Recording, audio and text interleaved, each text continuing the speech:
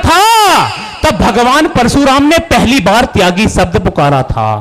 अरे वो परशुराम जिनके आगे हिमालय तक झुक जाता था, जिनके फरसे की टनकार से लहरों का गर्जन रुक जाता था, ऋषि जमदग्नि के बेटे की भी यह सब कहानी थी।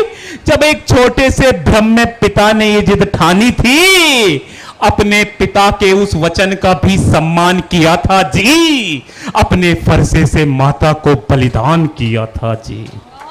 बहुत सुंदर भैया। ताली आपकी कमजोर मिली है मैं, क्योंकि भैया ने पहलगाम पे कहा है, मैं भी कहता हूं पहलगाम के पे जो मैंने लिखी 4 लाइन, क्या हुआ वहां, धर्म पूछकर क्यों मारा गया, कि नफरत से हमको क्यों पुकारा गया, नफरत से हमको क्यों पुकारा गया, दर्द हमारी आंखों में क्यों उतारा गया। दुनिया के सारे सेकुलर लोग बताएं कि धर्म पूछकर ही बस क्यों मारा गया। बहुत बढ़िया भैया, बहुत बढ़िया।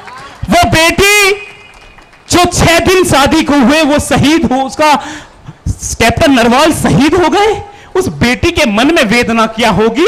मैं 4 लाइनों से वो वेदना आप तक पहुंचाता हूं।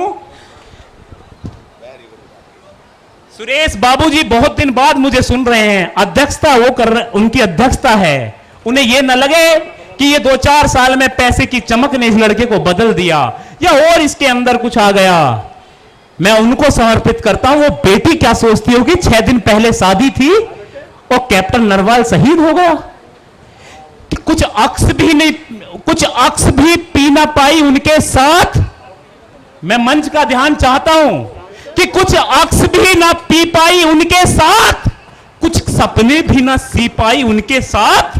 अरे 7 जन्म वादा किया था साथ चलने का, 6 दिन भी ना जी पाई मैं उनके साथ। क्या सत्य बात लिखी है भाई, बहुत बहुत। क्योंकि लिखने को तो लिख सकता हूं चमक चांदनी की बातें, तन मन खूब भिगो जाएंगी शबनम वाली बरसातें, लेकिन जब तक इस धरती पर संकट में रखवाला है, सबको रोटी देने वाला खाली हाथ भी वाला है, तब शब्दों के अंगारों से आग लगानी होती है, आम आदमी की कवियों को आवाज उठानी होती है। क्या बात है, जिंदाबाद भाई। ये कार्यक्रम का उद्देश्य था जो आप लोगों ने मेहनत, पिछले 20 दिन से लगातार पुनीत भैया का, अध्यक्ष जी का, इस संस्था से जुड़े हर व्यक्ति का फोन मेरे पास था।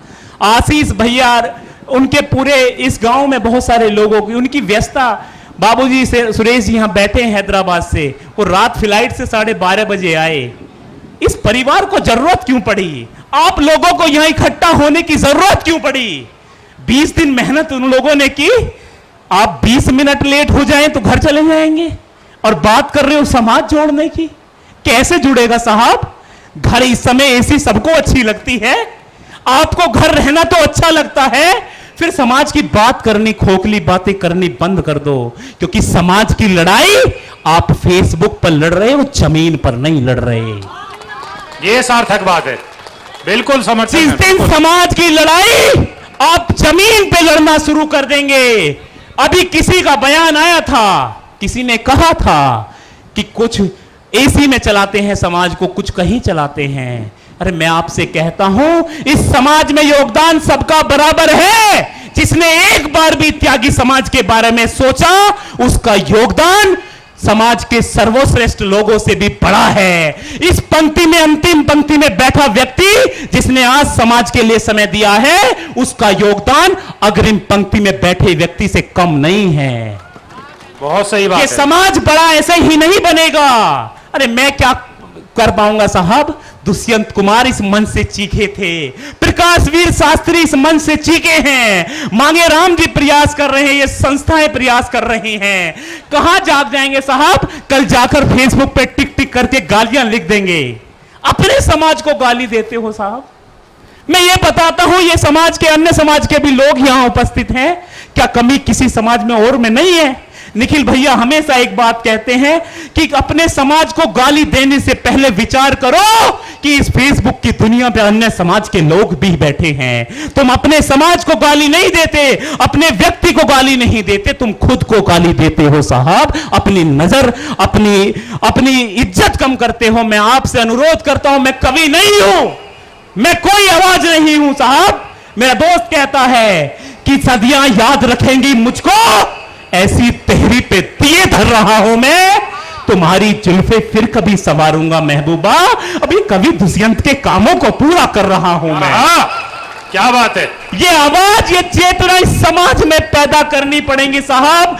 माला, मंच, माइक समाज को बेहतर बना नहीं सकते, प्रयास जरूर कर सकते हैं, लेकिन यदि समाज की लड़ाई लड़नी है तो जमीन पर बैठकर भी लड़नी पड़ेगी, एसी कमरे में बैठकर भी लड़नी पड़ेगी, संसद में भी लड़नी पड़ेगी, विधानसभा में भी लड़नी पड़ेगी।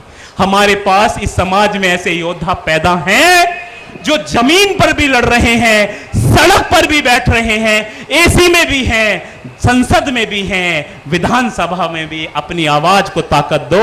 मैं बच्चा हूं, मैं ज्यादा बोल नहीं सकता, मैं ज्यादा प्रयास नहीं कर सकता। महज समाज यहां जाकर फोटो खींच करके फेसबुक पर लिखकर कि आज वहां शामिल हुए, इससे बनेगा नहीं। ये फोटो अच्छे लगते हैं, मैं कड़वा बोल रहा हूं और मैं ना बोलूंगा, पूरी हिम्मत के साथ बोलूंगा, जो सच है वो बात बोलूंगा। साहब मैं हूं कलम का बेटा, कैसे दिन को रात बोलूंगा। क्या समाज के किसी अन्य व्यक्ति ने ये बात खड़े होकर कहते तो शायद वो बुरा बनता, लेकिन मेरी आवाज में वो तासीर आप लोगों ने पैदा की है कि सच बोलना पड़ेगा। मैं चाहता हूं अतिरिक्त भूमिका ना समय लेते हुए, मैं जितने भैया 1 मिनट आप स्थान ले लें।